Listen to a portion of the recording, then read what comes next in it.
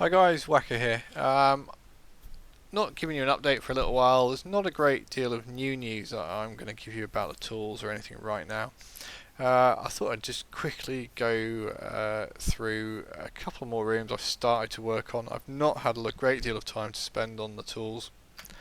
I'm going to start going through a load of the menus and what they all do, although various things like the patches and so on are pretty much the same as they've always been since patches were introduced to the Radiant Call of Duty series.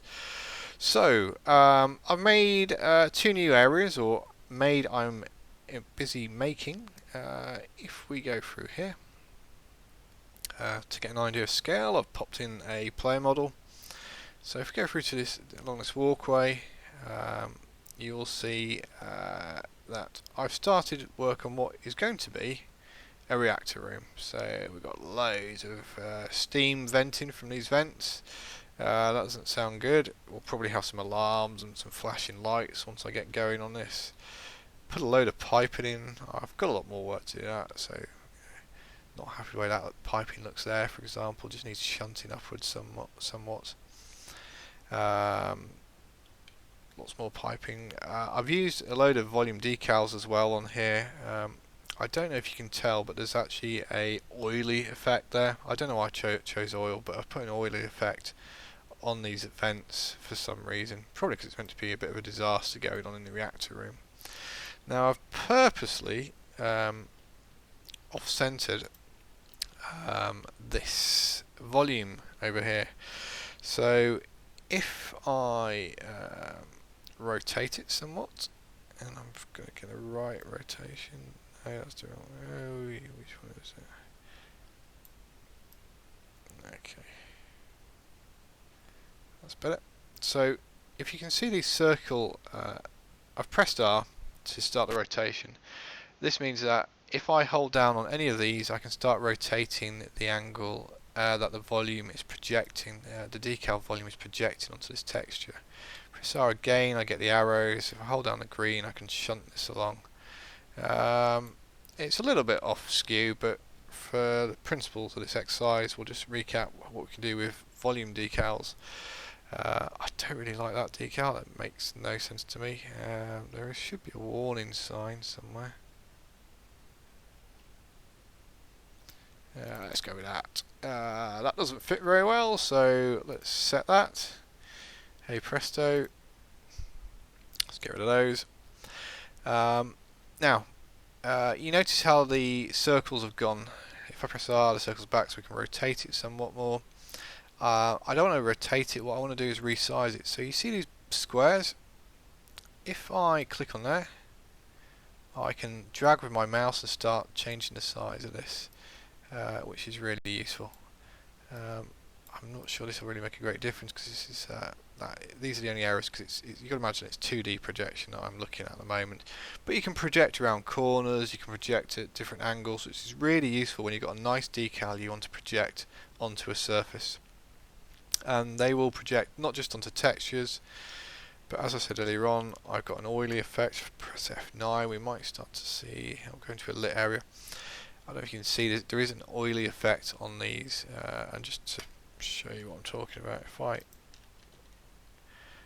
move this, you see the oily effect's gone, or we can bring the oily effect back.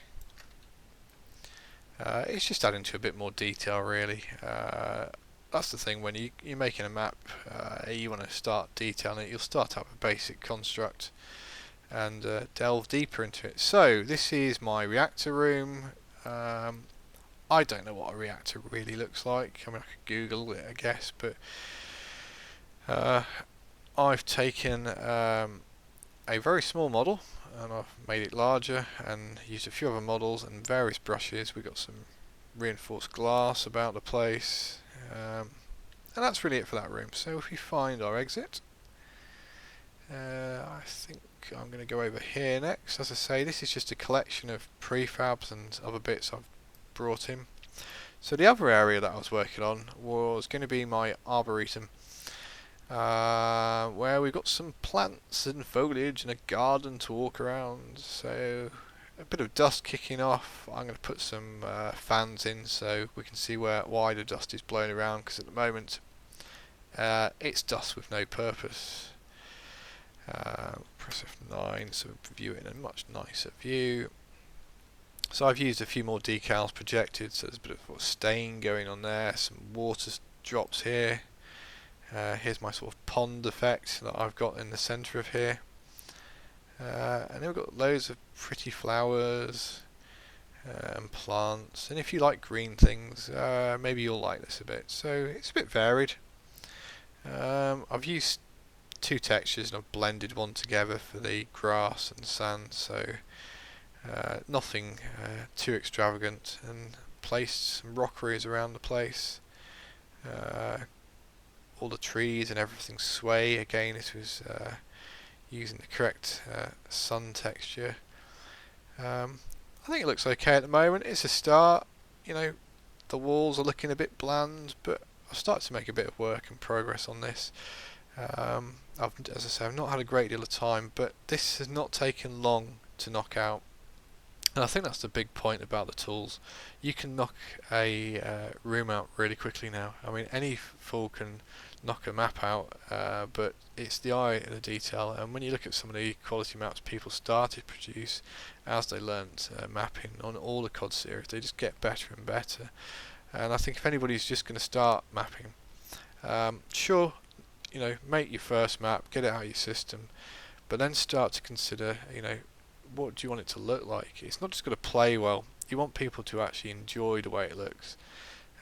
Playing, that's really important, but after a while you'll realise you can add a lot of detail, and these tools make it very easy. So whether you're a new mapper or you're the experienced mapper, it's going to be really quick for you to detail these. I mean, all I've done here is I've dropped some plants and stuff in, and I've done it in a 3D view. I've done a bit of random scale and size on some plants and dragged them into place in the 3D window. I've not really looked at the 2D window, if I'm honest, to do this. I didn't see the point. And you know, for a room, it's sort of looking okay.